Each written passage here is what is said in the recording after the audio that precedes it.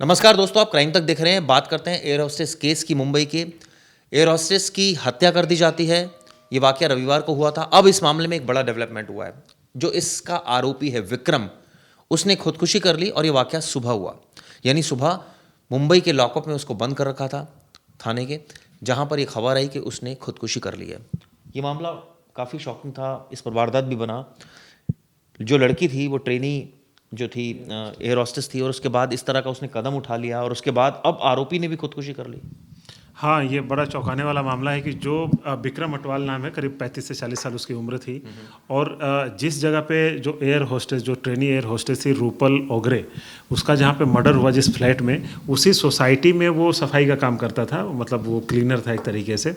और जिस दिन मर्डर किया उस दिन तकरीबन 2 घंटे तक वो उसी फ्लैट में रहता है जिसमें ये रहती थी, रूपल ओगरे।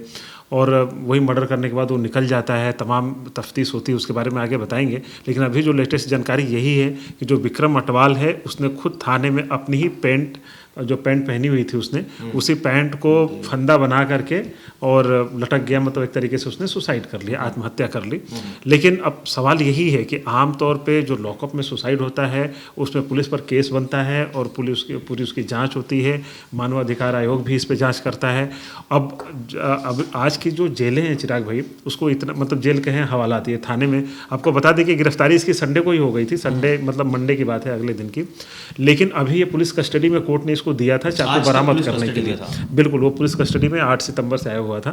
तो अब उसे क्या है कि पुलिस कस्टडी में पुलिस की जिम्मेदारी होती है कि किसी की जान ना जाए, तमाम ये चीज़ें होती हैं। लेकिन कैसे मौत हुई इस पर अभी सवाल उठते हैं। इसकी मजिस्ट्रेट, इसकी जांच होगी अभी, ये सारी जांच इवन अब शुरू हो गई होगी।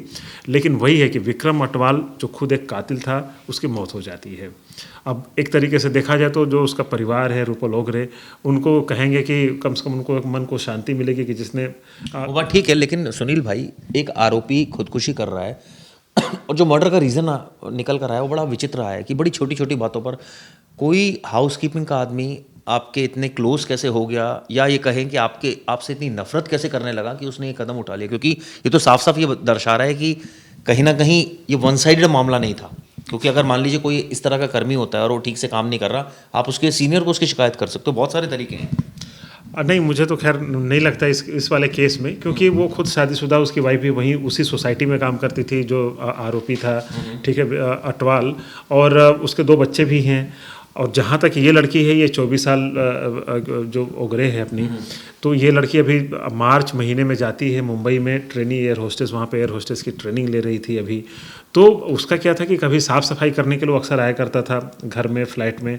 तो कूड़े ले जाना, टॉयलेट की सफाई करना, तो उस पर लोग टोकते हैं। तो हो सकता है कि इसने टोका हो, उसको ये चीज़ बुरी लगी हो। क्योंकि अभी तक की जो जांच हुई है उसमें यही बात पता चली है कि लड़की उसे टोकती थी। तो जब भी भाई कोई भी अगर साफ़ सफाई, आप भी अपने घर को लेकर कितनी साफ़ सफाई करते हैं, दिन रात टोकते रहते हैं, अक्सर हम लोग देखते रहते हैं।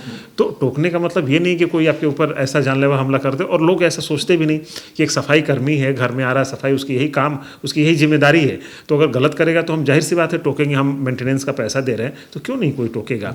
अब ये दरअसल मामला क्या हुआ कि जो रूपल ओगरे थी एयर होस्टेस, उसकी जो साथ में उनकी बहन भी रहती थी।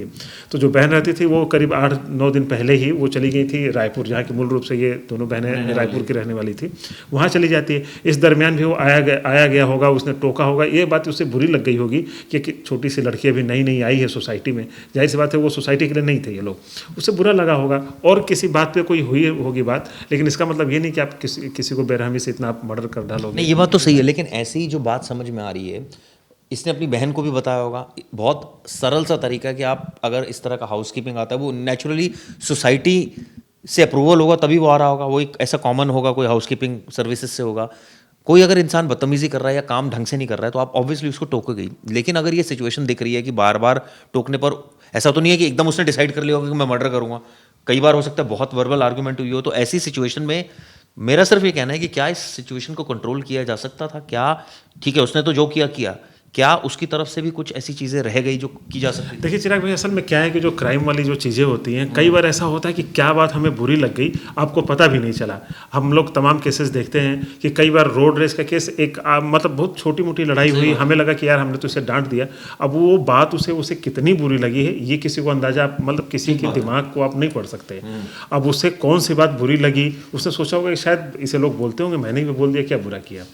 अब उस बात को उसने कैसा रिएक्शन लिया, किस वजह से, अब उसके दिमाग में क्या बातें चल रही होंगी, अब ये कोई नहीं लेकिन जानता। ये कदम उठाना ये तो मतलब बहुत एक्सट्रीम हो गया ना कि आपने किसी की इतनी बेइज्जती कर दी कि उसको लगा कि भाई ये तो मैं तो इसको मारूंगा, अब और कोई तरीका चिराग नहीं भाई, बचा। अगर बहुत ज़्यादा बेइज्जती की होती है, बहुत ज़्यादा ये सब बातें हुई होती, तो जाहिर सी बात वो अपनी बहन को बताती, सोसाइटी में बताती। मुझे नहीं लगता है कि इस लेवल का हुआ होगा, बहुत बड़े लेवल पे, क्योंकि जब इसकी और कई बार इन्वेस्टिगेशन, ऐसे भी हम देखते हैं कि जो भी शख्स होता है उसका मारने का मकसद नहीं होता, कई बार गुस्से में मान लीजिए किसी का गला दबा दिया तो वो एक्सीडेंटली मर गया, कई बार हमने केसेस ऐसे देखे हैं। ये भी है, और दूसरा ये भी है कि घर में अकेली लड़की थी, ये साफ़ सफाई करने जाता है, इसका मन बहक गया हो उस समय कि लड़की के साथ बदसलूकी करने लगा हो, लड़की ने उसका विरोध किया क्योंकि उसके हाथ पे चोट के निशान है, तो जब बदसलूकी करने लगा और ये विरोध किया, उसके गुस्से में इसने जब हमला किया तो ये कोई फैक्ट में चीज़ें आई हैं कि कोई ऐसी बदसलूकी की, कोई बदसलूकी इन द सेंस की मतलब रेप की तरफ इशारा कर रहा हो, कोशिश कर रहा हो ऐसा, क्योंकि ये तो इन्वेस्टिगेशन में आई होगी कि पुलिस ने इन्वेस्टिगेशन बिल्कुल किया। बिल्कुल उस पर चल रहा है। देखिए कई बार क्या होता है कि अटेम्प्ट टू रेप कर रहे हैं तो उसमें क्या आपको प्रूफ मिलेगा, ठीक ना।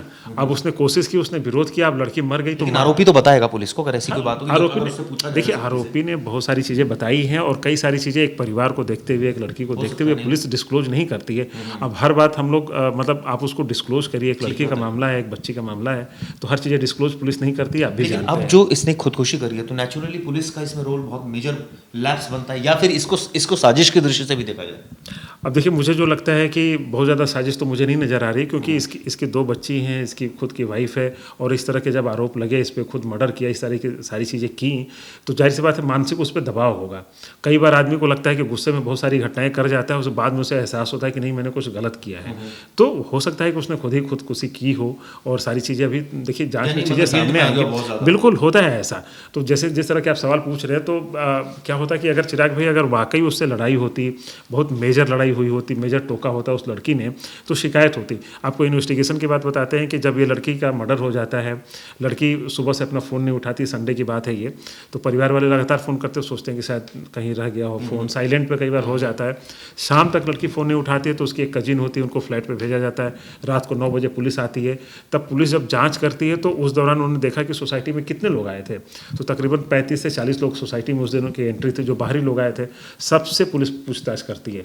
किसी का कोई रोल ही नहीं निकलता है कि उसके फ्लैट में गया हो या उसके आसपास गया हो, तब पुलिस उस चीज़ को साइड करती है। फिर दूसरे एंगल पे कि भाई कोई सोसाइटी के अंदर जो जनरल जो रेगुलर आता हो, उसने तो नहीं एंट्री करी, तब उसकी जब जांच होती है तो पता चलता है कि जो सफाई कर्मी था अटवाल, ये वहाँ पे गया था, और ये भी पता चला कि 11 बजे सुबह जाता है और दोपहर में 2 बजे तकरीबन 2-2.5 घंटे वो कमरे में रहता है, तब वो बाहर निकलता है। उसके हाथ में चोट के निशान लगे हुए थे, वही चाकू से किसी चीज़ से। पूछा जाता है चोट कैसे लगी, तो हर बार अलग अलग जवाब देता है, वहीं से शक हुआ। तब पुलिस उससे कड़ाई से पूछताछ करती तो पता चलता है कि नहीं इसी ने मर्डर किया था, यही गया था कमरे में। तो अगर वो बहुत बड़ी बात होती, बहुत ज़्यादा मतलब कहीं शिकायत होती, तो उसने कभी अपनी बहन को बताया होता। तो जैसे जब इन्वेस्टिगेशन जब 35 लोगों से पूछताछ हो रही थी, उसी दौरान परिवार के लोग आपकी बात मैं मान सकता हूँ कि हो सकता है कि भाई पहले होती तो बताती नेचुरली, लेकिन एकाएक इतना गुस्सा आ जाना, बिल्कुल हो सकता है चिराग भाई। क्राइम को आप किसी परिभाषा में, किसी पैमाने पे आप तौल नहीं सकते हैं, कब क्या हो जाए, कौन किस वजह से किसको मार दे। आप देखते हैं कि कई बार ऐसे केसेज आए हैं जिसमें कोई भी मैटर नहीं था, कुछ भी नहीं था, एक आदमी जाता है, उसको अचानक उसे लगता है कि यार उसको मारना है, मार देते हैं। कई सीरियल किलर की आप कहानी ले लीजिए, उनको कोई मतलब नहीं होता, कोई दुश्मनी नहीं होती, मार देते हैं। तो हो सकता है इसके अंदर एक क्रिमिनल छिपा हो। तो यानी अगर आप लोगों या किसी की भी ऐसे किस्मत अगर ख़राब हो तो ये इस तरह के वाक़ये हो सकते हैं, वो अरेस्ट हो सकता है। और अब तो देखिए इसमें कुछ और आगे बढ़कर हुआ कि उसने खुदकुशी कर ली। बहरहाल पुलिस अब मामले की जांच में जुटी है, लेकिन सवाल तो पुलिस से भी पूछा जाएगा ना, क्योंकि उनकी कस्टडी में अगर किसी की मौत हुई है तो इसकी जवाबदेही किसकी बनती है। ये वीडियो किस लिए की जरूर बताइएगा। Thank you.